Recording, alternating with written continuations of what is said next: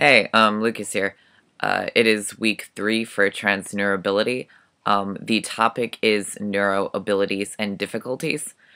Um, I wrote out a transcript, and essentially it turned kind of sort of into my life story, which I guess it's easier to understand my abilities and difficulties in that way. So, in advance, I do warn you that this video is going to be long.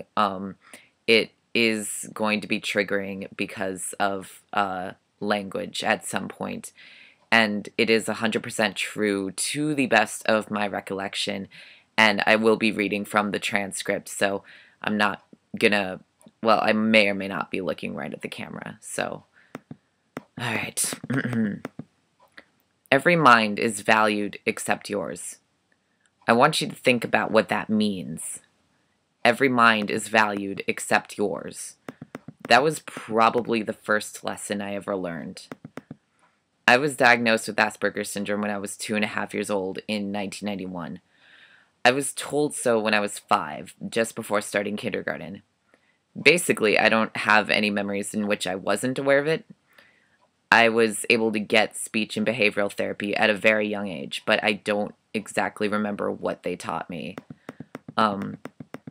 Everything I know now that I can remember and credit came from 2 decades of mainstream schooling and intuitive reflection.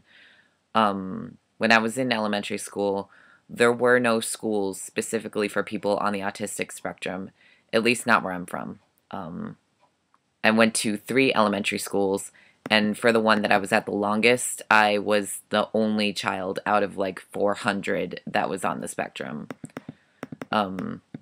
Everyone in the school knew that I had Asperger's syndrome. My mom at the time worked for the Autism Society of Minnesota, and through those years, she would come into the classroom and talk about my brain, essentially. It didn't change the mindset of the children.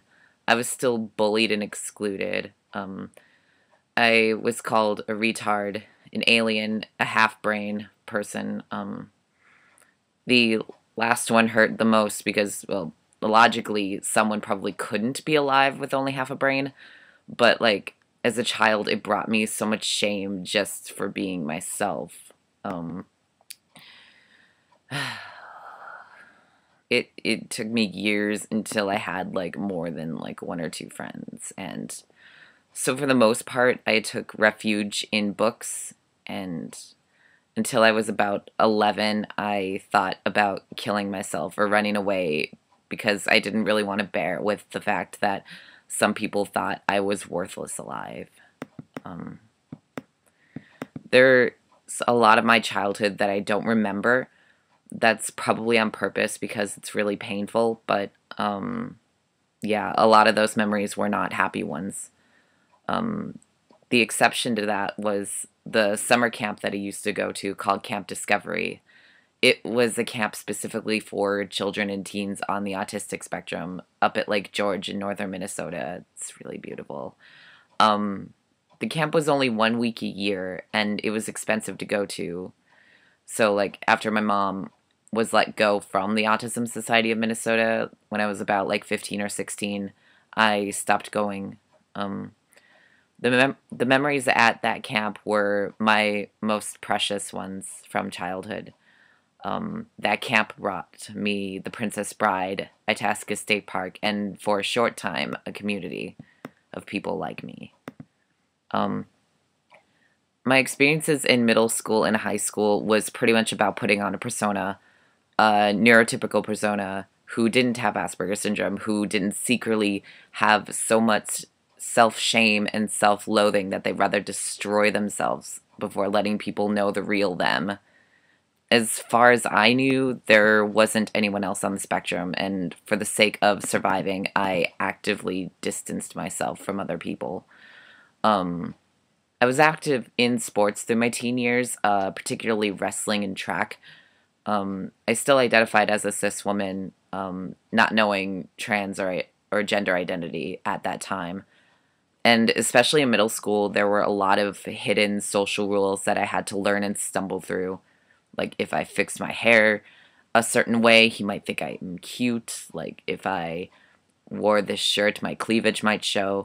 If I don't eat today, I'll feel less disgusting and I'll stay in my weight class. If I work out a little bit longer, my body will become as strong as my brain, and I can calm the voice in my head telling me that I'm nothing. If I don't sleep for a few days, maybe my mind will be quiet. If I do this, I'll be less autistic. If I do that, it might out me as autistic. Don't do that. No one will like you. No one will love you. Who could love such a monster, I used to think. Um, High school essentially left me in so much anger because my persona wasn't working.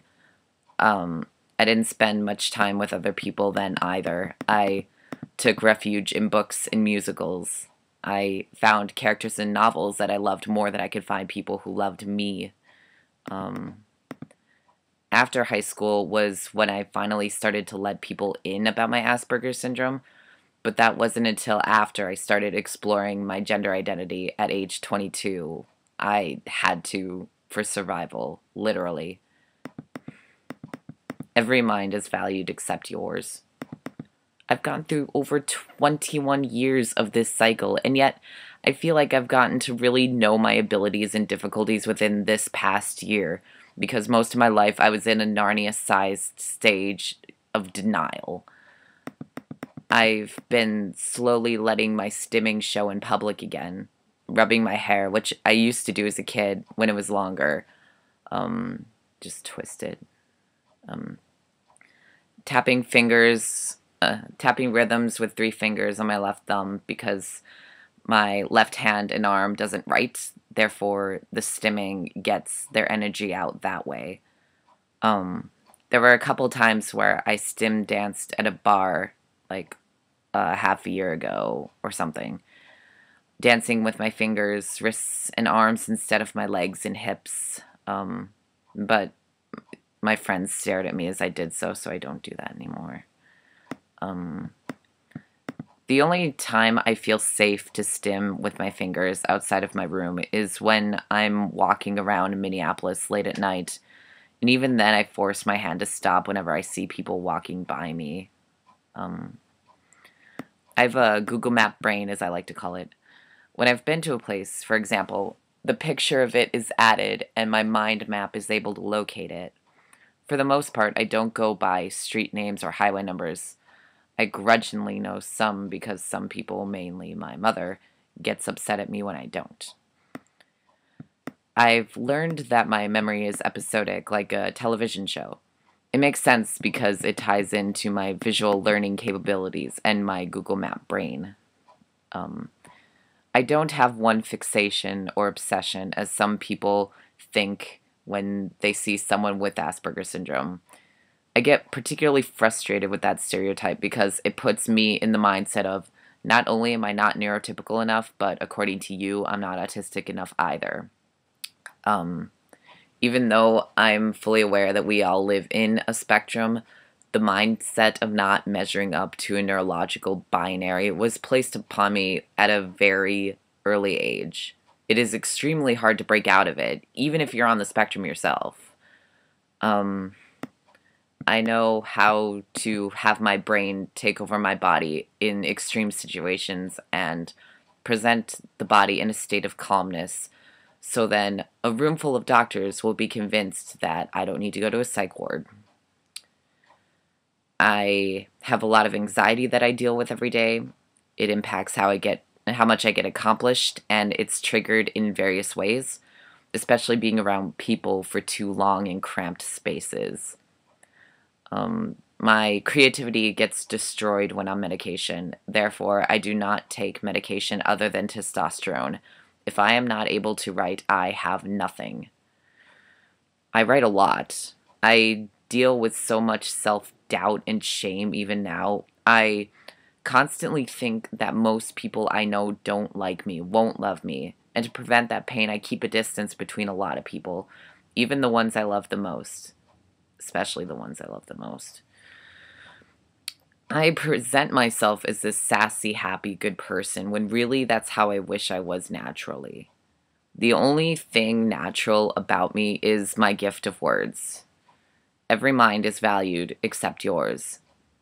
I'm getting really tired of accept. Scratch that out. That really doesn't fucking help. Every mind is valued, especially yours.